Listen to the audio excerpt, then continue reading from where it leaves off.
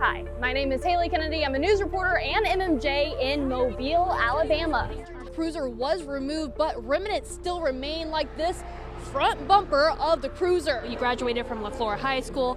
How does it feel to come back and potentially represent this area? ATVs, boats to search for Hunter, as well as volunteers are out on the water covering breaking news, severe weather to in-depth stories. MPD has confirmed that one man was shot in the back, but this scene didn't start right here. It actually started over in Pritchard. The rain is actually painful as it's hitting me and our photographer. I kind of feel like I'm in a huge snow globe right now. Yanked her wheel over to the left, crossing the road. It's a constant battle between the price tag of foreign shrimp versus domestic shrimp like this, which would cost you about $3.50 a pound. Wherever you need me, I will be. We have some breaking news this afternoon as a Clark County High School head football coach has been arrested. A $1,000 reward is being offered in the death of a man found unresponsive on Christmas Day. 2 months ago, we were standing right here having this same discussion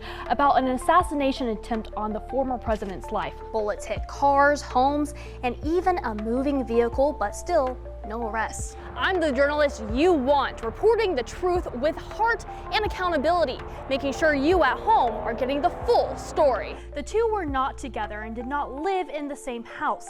They say this all follows years of harassment, including Genesis allegedly busting the windows of his home and slashing his tires. They say the only reason why he kept her around was for their 2 kids. Long live Larry, written on a flower vase placed at the murder scene. It's literally like a movie. Nobody woke up and thought that Larry would be murdered. That don't even sound right. That don't sound right at all.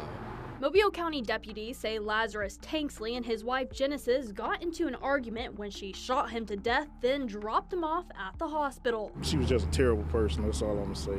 Genesis reached out to WKRG News 5 Monday from Metro Jail, asking to share her story, claiming innocence and placing blame on another man. I never seen him in Pritchard. He was just out there just hanging out. Then he gonna jump in our conversation. That's weird, I knew it. Then he had a gun on him. And then he gonna shoot like that so fast. And then he died after being shot once. A bond that she thinks could not be broken.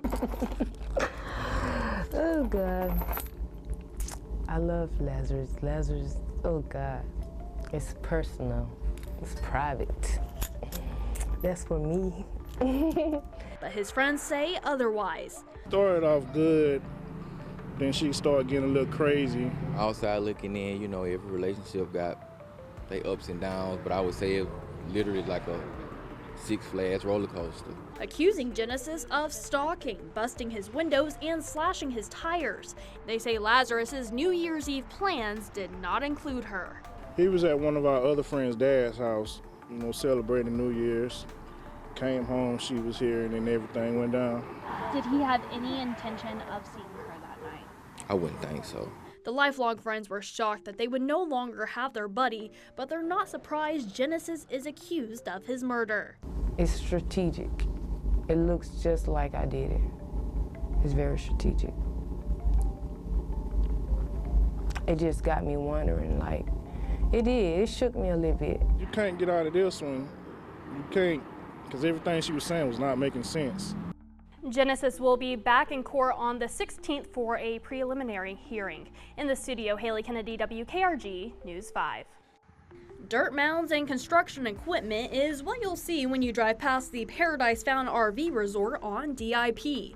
And after 3 years of construction, they are now facing a $23,850 fine from ADEM. I think it's about time, and I'm not sure if that's enough. Richard Becker lives right across the canal from the site. I sat down with him a year ago when he first told me his complaints about the construction. It is still a mess. Now in residents' backyards, you can hear and see that construction happening just across the way. But where the problem really lies is what's happening here in the water. Every time there was heavy rainfall, which is a common thing around here. There was loads and loads of sediment coming off the site, rushing into the canal, making the water visibly turbid. Impacting what lives in the water. Only watched this death plume of turbid water like coming from that canal where the park is, heading towards my farm to suffocate them. But then I spent the next, 2-3 weeks watching my oyster, like having to clean muck and mud off of the oysters. For Jackie Wilson, oysters are her life. She first noticed issues with the RV park when they allegedly dumped trees into the water, making their way down to her farm and getting tangled in her equipment. Essentially, I lost about $5,000 worth of gear and product. So that's where I was kind of like, something's not right here. The RV park has had a series of complaints filed against them, and according to ADEM, they have broken a series of violations on how they hold back their storm runoff. Wilson says this nearly $24,000 fine is a step in the right direction. The fact that they're doing something about it, it makes us feel heard. It makes me feel heard as a business owner. As a citizen of this community. We reached out to Paradise Found RV Resort multiple times for a comment. They said they would get back to us. Reporting in Theodore, Haylee Kennedy, WKRG News 5.